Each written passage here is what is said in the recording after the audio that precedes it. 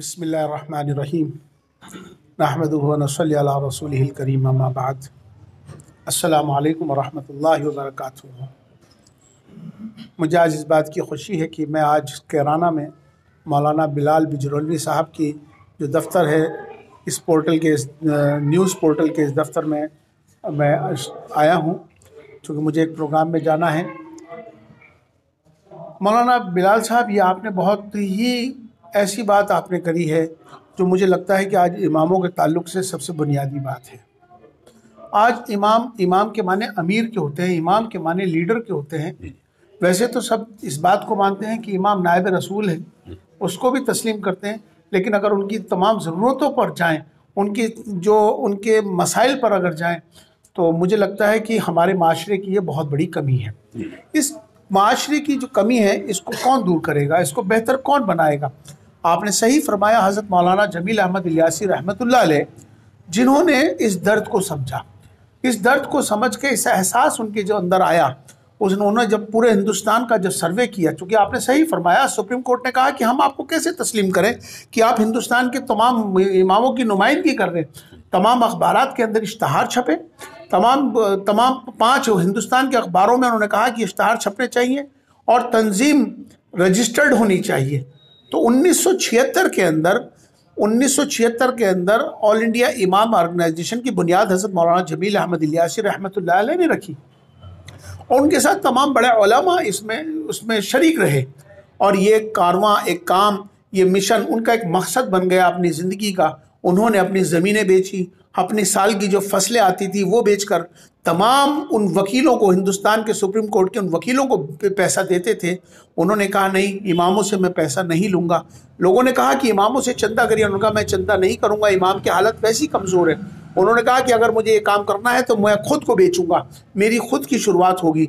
और उन्होंने अल्हम्दुलिल्लाह इस पर मेहनत कर सुप्रीम कोर्ट के अंदर एक तारीख़ी फ़ैसला आया, जिस तारीख़ी फ़ैसले के अंदर सुप्रीम कोर्ट ने साफ़ तौर पर कहा कि इमाम अपनी कम्युनिटी का, अपने समाज का एक लीडर होता है और 24 घंटे ड्यूटी देता है इमाम। और 24 घंटे ड्यूटी देने के बाद उसकी भी ज़रूरतें हैं। हम उसको तनख्वाह का नाम नहीं लेते, आप उसको नजराना समझ लें, आप उसे हदिया समझ लें, लेकिन आपको इस बात का एहसास तो होना चाहिए कि उसकी बीवी हैं, उसके बच्चे हैं, उनकी ज़रूरियात है। तो उसको मानते हुए सुप्रीम कोर्ट ने हिंदुस्तान के 5.5 लाख इमामों के लिए, मसाजिद के लिए यह फैसला सुनाया।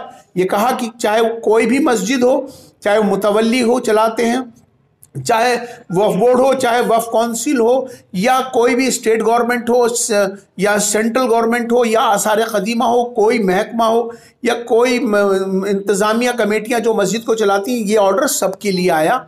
और उन्होंने कहा कि उस वक्त का पे कमीशन, सेकंड पे कमीशन था, उस वक्त के हिसाब से 40,000 रुपये महीना का उन्होंने फर्स्ट क्लास का अफसर का दर्जा बताते हुए सुप्रीम कोर्ट ने यह ऐलान किया कि हर इमाम को अब उतना पैसा मिलना चाहिए, जो कि आज के वक्त में वो कम से कम आज के वक्त में 80,000 रुपये महीना बनता है।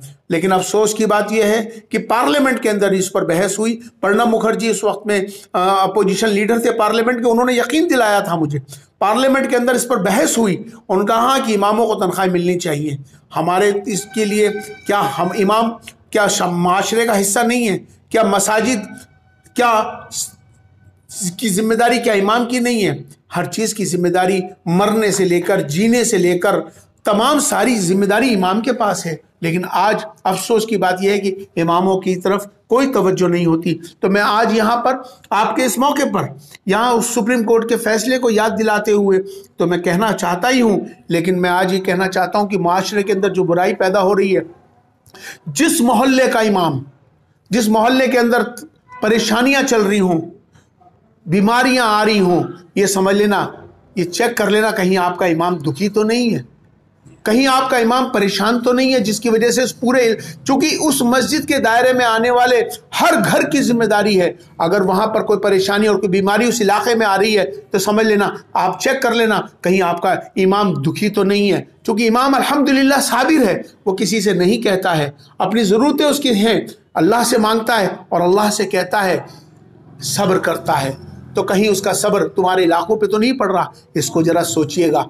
آپ اس کا احساس کریے کہ آپ کی زندگی میں یہاں پر ابھی مجھے معلوم ہوا کہ ایک حافظ صاحب نے، ایک امام صاحب نے ایک خودکشی کری صرف اس وجہ سے کہ اس کی ضرورتیں نہیں پوری ہو رہی تھی۔ ویسے تو حرام ہے، ہمیں میں اس بات کے لیے کہہ رہا ہوں کہ ایک پڑھے لکھے انسان تھے وہ، اللہ تعالیٰ ان کو ان کی مغفرت فرمائے، اللہ ان کے درجات کو بلند فرمائے، اللہ ان کی قبر کو نور سے منور فرمائے۔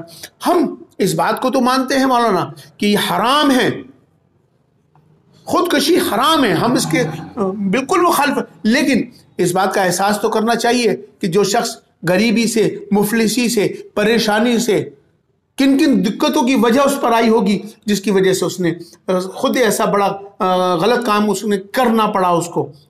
بہرحال میں آج آپ کے اس موقع پر یہی کہنا چاہتا ہوں کہ شروعات کریے اپنے سے، ہم نہیں خود سے اس کو، تو یہاں پر امام کی تنخواہ کم سے کم اتنی تو ہو کہ وہ اپنے ضروریات اپنے بچوں کی پوری کر لے، اپنے تمام ضرورتوں کو پورا کر لے۔ تو ہمیں اگر معاشرے کو اچھا بنانا ہے تو امام کو اچھا بنانا ہوگا، اگر امام اچھا نہیں ہوگا تو معاشرہ اچھا نہیں ہو سکتا۔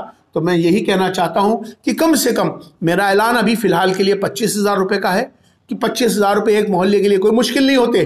500 روپے اگر ایک گھر سے 500 روپے بھی اکٹھا کر کے محلے کے علاقے کے لوگ اکٹھا ہو جائیں گے تو 25,000 روپے کوئی مشکل نہیں ہے۔ اس کی شروعات اس محلے سے ہونی چاہیے، اس جگہ سے ہونی چاہیے۔ اگر امام خوش ہوگا، علاقہ خوش ہوگا، اللہ کی برکتیں آئیں گی۔